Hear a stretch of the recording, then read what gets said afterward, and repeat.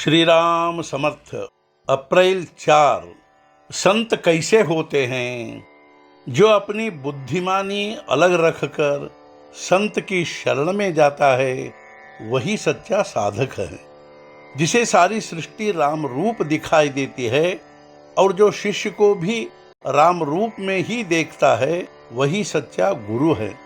सद्गुरु कभी भी दब्बू बनकर आचरण नहीं करता और वह पूर्णतः निर्भय होता है। संत यह जानते हैं कि अपना शिष्य आध्यात्मिक क्षेत्र में किस स्तर पर है।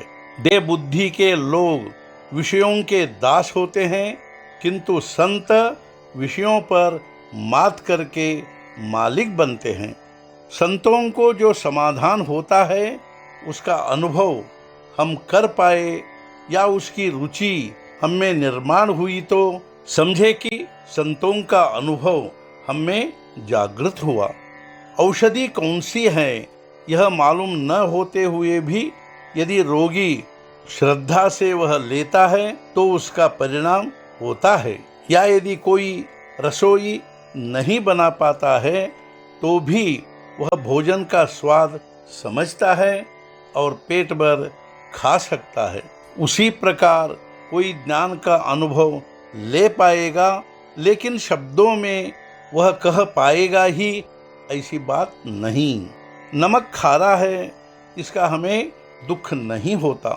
उसी प्रकार संतों को संसार में जो लड़ाइयाँ हो रही है, सज्जनों को सताया जा रहा है, जो संकट गुजर रहे हैं, उसका दुख नहीं होता।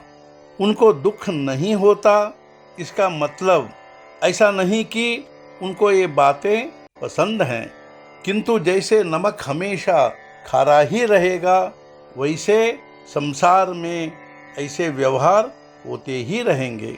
यह तो जग की परिपाटी है, ऐसा सोचकर वे दुखी नहीं होंगे।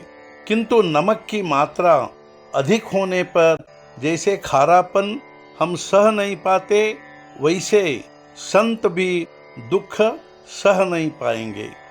इतना ही नहीं, वे तो संसार में जो बुराइयां हैं उन्हें घटाने और हटाने का प्रयास करते हैं। कुएं का मेंढक सागर की कल्पना नहीं कर सकता, वैसे ही हम भी संतों की शक्ति की कल्पना नहीं कर पाते।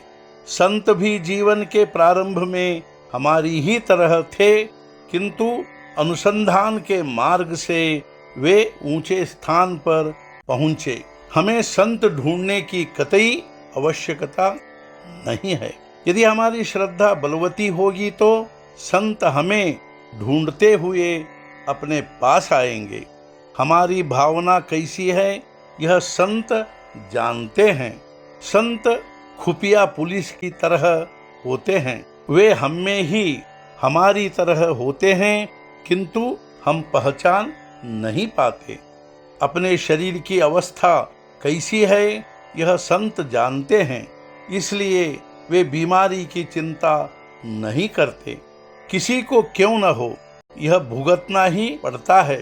संत जो साधन बताते हैं वह अपनी शक्ति के अनुकूल ही होता है।